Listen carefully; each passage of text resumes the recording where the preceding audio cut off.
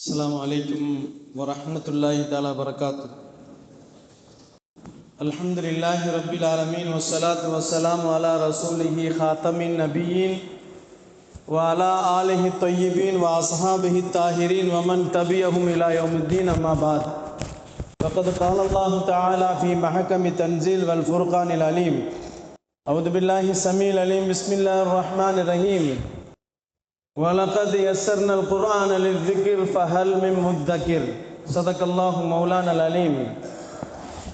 وقال نبينا صلى الله عليه وسلم: اقرأوا القرآن فإنه يأتي يوم القيامة شفيعا لأصحابه. صدق الله مولانا العليم. صدق رسوله النبي الكريم ونحن على ذلك من الشاهدين والشاكرين والحمد لله رب العالمين. புகழ் அனைத்தும் இரட்சகன் அல்லாஹ்விற்கே உரித்தாகட்டும். பூமா நபி ஸல்லல்லாஹு அலைஹி வஸல்லம் அவர்களின் மீதும் அவர்களின் குடும்பத்தார்கள், பெருமானார் ஸல்லல்லாஹு அலைஹி வஸல்லம் அவர்களின் தோழர்கள், சஹாபாக்கள், தாபீன்கள், தபோ தாபீன்கள், நல்லவர்கள், நாதாக்கள், நம் அனைவர்களின் மீதும் அல்லாஹுவின் கருணையும் சாந்தியும் சமாதானமும் என்றென்றும் நின்று நிலவட்டுமாக. கண்ணியத்திற்குரியவர்களே, அல்லாஹுவின் நல்லடியார்களே, அல்லாஹு அருள் மறையிலே சொல்லுகிறான், குர்ஆனை பற்றி சொல்லுகிறான் அல்லாஹ். குர்ஆன் நீங்கள் ஓதுவதற்கு அதை இலகுவாக ஆக்கியிருக்கிறோம், சிந்திப்பதற்கு இலகுவாக ஆக்கியிருக்கிறோம். இந்த குர்ஆனை நீங்கள் சிந்திக்க வேண்டும், அதன்படி அமல் செய்ய வேண்டும், அதை ஓதி பார்க்க வேண்டும் என்பதை அல்லாஹ் நமக்கு சொல்லுகிறான். அருமைநாயகம் ஸல்லல்லாஹு அலைஹி வஸல்லம் அவர்கள் அதே குர்ஆனை பற்றி சொல்லுகின்ற நேரத்திலே இக்ரவு, ஓதுங்கள், அல் குர்ஆன், குர்ஆனை ஓதுங்கள், ஃபைன்னஹு, நிச்சயமாக அந்த குர்ஆன் யஅதி யௌமுல் கியாமா, மறுமை நாளிலே ஷஃபீஅன் லி அஸ்ஹாபிஹி, யார் குர்ஆனை தொடர்பு கொண்டார்களோ குர்ஆன் உடையவர்களுக்கு அது மறுமையிலே சிபாரிசு செய்யும் என்பதாக சொன்னார்கள். பெருமானார் ஸல்லல்லாஹு அலைஹி வஸல்லம் சொன்னார்கள், அறிவார்ந்த அந்த குர்ஆனை அறிவு பெறுவதற்காக வேண்டி ஓதுங்கள், அல்லாஹ் சொல்லுகிறான், அதனோடு தொடர்பு கொள்ளுங்கள், மறுமையில் அது உங்களுக்கு சிபாரிசு செய்யும் என்று சொல்லுகிறான். பெருமானார் இன்னொரு ஹதீஸில் சொல்லுகிறார்கள். என்ன சொல்லுகிறார்கள் என்று சொன்னால், அல்லாஹுவின் குடும்பம் என்று ஒன்று இருக்கிறது, அது என்ன தெரியுமா என்று கேட்டார்கள். அல்லாஹுவின் குடும்பம் அஹ்லுல் குர்ஆன் வ அஹ்லுல்லாஹில் ஹாஸா என்று சொன்னார்கள் பெருமான் ஸல்லல்லாஹு அலைஹி வஸல்லம். சஹாபாக்கள்லாம் கேட்டாங்களாம், அல்லாஹ்வுடைய குடும்பமா, அல்லாஹ்வுக்கு எங்க குடும்பம் இருக்கிறது? அப்படி என்று சொன்னால் அல்லாஹுவின் நெருக்கத்தை பெற்றவர்கள் யார்? பெருமானார் ஸல்லல்லாஹு அலைஹி வஸல்லம் சொன்னார்கள் என்று அனஸ் ரலியல்லாஹு சொல்வார்கள், அல்லாஹுவின் குடும்பம் என்று சொன்னால் அஹ்லுல் குர்ஆன், குர்ஆனை உடையவர்கள் என்று சொன்னார்கள். குர்ஆனை உடையவர்கள் என்று சொன்னால் குர்ஆனை மனனம் செய்தவர்கள், குர்ஆனோடு தொடர்பு கொண்டவர்கள், குர்ஆனை ஓதியவர்கள், குர்ஆனை சிந்தித்தவர்கள், குர்ஆனின் படி அமல் செய்தவர்கள் என்பதைத்தான் பெருமானார் இந்த உள்ள கருத்துக்களை வைத்துத்தான் சொன்னார்கள் என்பதை முஹத்திஸீன்கள் நமக்கு சொல்லி காட்டுகிறார்கள். குர்ஆன் வெறும் ஓதுவதற்கு மட்டும் இறங்கப்படவில்லை. இந்த குர்ஆன் உலகத்திலே பெரிய சாதனைகளை, பெரிய புரட்சிகளை எல்லாம் செய்திருக்கிறது. யாரெல்லாம் குர்ஆனை எதிர்த்தார்களோ அவர்களுக்கு நேர்வழி காட்டும், யாரெல்லாம் எதிர்த்தார்களோ அவர்களின் நேர்வழியின் பக்கமாக கொண்டு வந்து சேர்த்துவிடும். அல்லாஹ் குர்ஆனிலே சொல்லும் போதே ஷஹ்ரு ரமலான் அல்லதி உன்சில ஃபீஹில் குர்ஆன் ஹுதல் லின்னாஸ், அல்லாஹ் இந்த குர்ஆனை பொதுமறை என்று சொல்லுகிறான். இது பொதுமறை, ஹுதல் லின்னாஸ், எல்லா மனிதர்களுக்கும் இது வழிகாட்டும். யார் எடுத்துக்கொள்ளுகின்ற முறைகளை படி அவர்கள் வழிகாட்டும். இந்த குர்ஆன் சிலர்களுக்கு நேர் வழிகாட்டும், சிலர்களை வழிகெடுத்து விடும். இதுவும் அல்லாஹ் குர்ஆனிலே சொல்லுகிறான். எஹ்தி, சிலர்களுக்கு அது வழிகாட்டும். அல்லாஹ் அந்த குர்ஆனை பற்றி சொல்லுகின்ற நேரத்திலே இந்த குர்ஆனை நீங்கள் வெறும் சாதாரணமாக நினைத்து விட வேண்டாம். வீட்டிலே அலமாரிகளை அலங்கரித்துக் கொண்டிருக்கக்கூடிய குர்ஆன்களை சிந்தித்து பாருங்கள். பள்ளிவாசலிலே நம்முடைய அலமாரிகளை அலங்கரித்துக் கொண்டிருக்கிறது, அதை தூசி தட்ட முடியாமல் கிடக்கிறது அல்லவா? இந்த குர்ஆனின் பக்கம் தொடருங்கள், குர்ஆன் உங்களுக்கு வழிகாட்டும், குர்ஆன் உங்களை கொண்டு போய் சேர்க்கும், உங்களை சொர்க்கத்திலே கொண்டு போய் சேர்க்கும் என்பதை பெருமானார் ஸல்லல்லாஹு அலைஹி வஸல்லம் தொடர்ந்து சொல்வார்கள். குர்ஆனை ஓதுங்கள், நிச்சயமாக ஓதியவர்களுக்கு அது மறுமையிலே அல்லாஹ்விடத்தில் சிபாரிசு செய்யும். 3 நபர்கள் மறுமையிலே சிபாரிசு செய்வார்கள். ஒன்று நபிகள் நாயகம் ஸல்லல்லாஹு அலைஹி வஸல்லம், இன்னொன்று நோன்பு, இன்னொன்று குர்ஆன் என்று சொன்னார்கள் பெருமான் ஸல்லல்லாஹு அலைஹி வஸல்லம். நபிகள் நாயகம் ஸல்லல்லாஹு அலைஹி வஸல்லம் சொல்லும் பொழுது சொன்னார்கள், அஸ்ஸியாமு வல் குர்ஆன் யஷ்ஃபஆனி லில் அப்து யௌமுல் கியாமா. குர்ஆனும் நோன்பும் மறுமையிலே நோன்பு வைத்தவர்களுக்கும் குர்ஆன் ஓதியவர்களுக்கும் அது இரண்டும் சிபாரிசு செய்யும் என்று சொன்னார்கள்.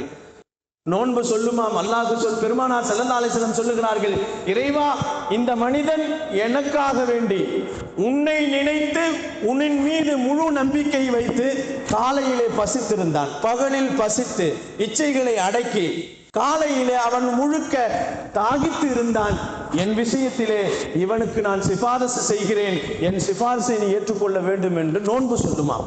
நபிகள் நாயகம் ஸல்லல்லாஹு அலைஹி வஸல்லம் சொன்ன ஹதீஸ். அடுத்து சொன்னார்கள் பெருமானார் ஸல்லல்லாஹு அலைஹி வஸல்லம், இந்த குர்ஆன் சொல்லுமாம், யா அல்லாஹ், இரவு நேரங்களிலே ரமலான் மாதங்களிலே நின்று வணங்கினான், குர்ஆனை ஓதினான், இந்த குர்ஆனை நான் என்னை ஓதியதினால் அவன் தூக்கத்தை தடை செய்தான், தூக்கத்தை விட்டு தூரமானான், உனக்காக வேண்டியே அவன் தொழுதான் என்று அந்த குர்ஆன் அவன் அல்லாஹ்விடத்திலே சிபாரிசு செய்யும். என்னுடைய விஷயத்தில் இந்த மனிதனுக்கு நீ நல்லதை செய், இவனுக்கு சுவனத்தை கொடு என்று அல்லாஹ்விடத்திலே வாதாடக்கூடிய விஷயங்களில் குர்ஆனும் நோன்பும் இருக்கிறது என்பதை பெருமானார் ஸல்லல்லாஹு அலைஹி வஸல்லம் நமக்கு சொல்லி காட்டுவார்கள்.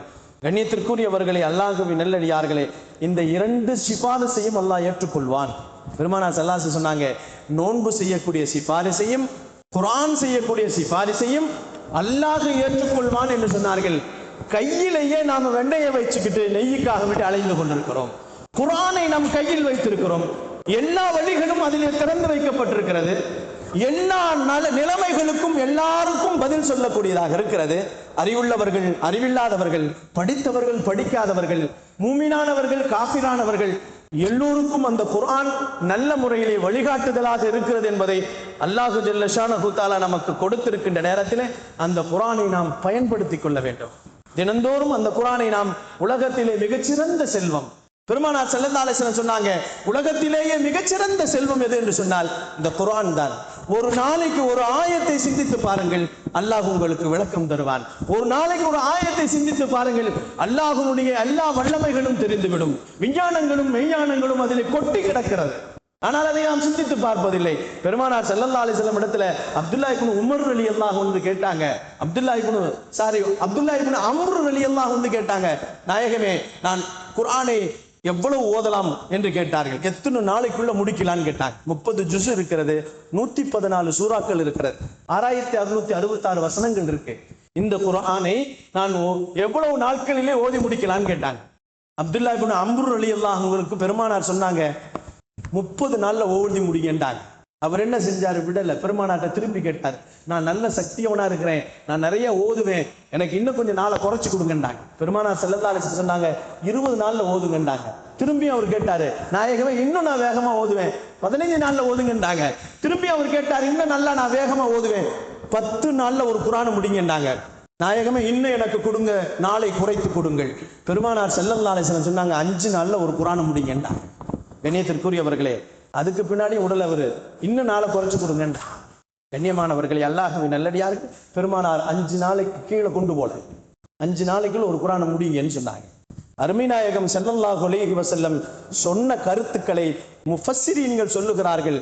ஒரு மனிதன் வாழ்க்கை நடைமுறைகள், அவனுடைய தேவைகள் இருக்கிறது, அவனுக்கு உடைமைகள், கடமைகள் இருக்கிறது, ஹுகூகுல் இபாத் இருக்கிறது, ஹுகூகுல்லாஹ் இருக்கிறது, அல்லாஹ்வின் கடமைகள் இருக்கிறது, மனிதர்களுக்கு மத்தியிலே கடமைகள் இருக்கிறது, தன் பெற்றவர்களுக்கு செய்ய வேண்டிய கடமை இருக்கிறது, மனைவி மக்களுக்கு செய்ய வேண்டிய கடமைகள் இருக்கிறது, வியாபாரம், போக்குவரத்துகள் இருக்கிறது, அது இல்லாமல் தொழுகை வணக்கங்கள் இருக்கிறது. இவைகளுக்கெல்லாம் இடையூறு இல்லாமல் செய்வதற்கு 5 நாளையில் ஒரு குர்ஆனை முடிக்க முடியும் என்பதை பெருமானார் தெல்ல தெளிவாக சொல்லுகிறார்கள்.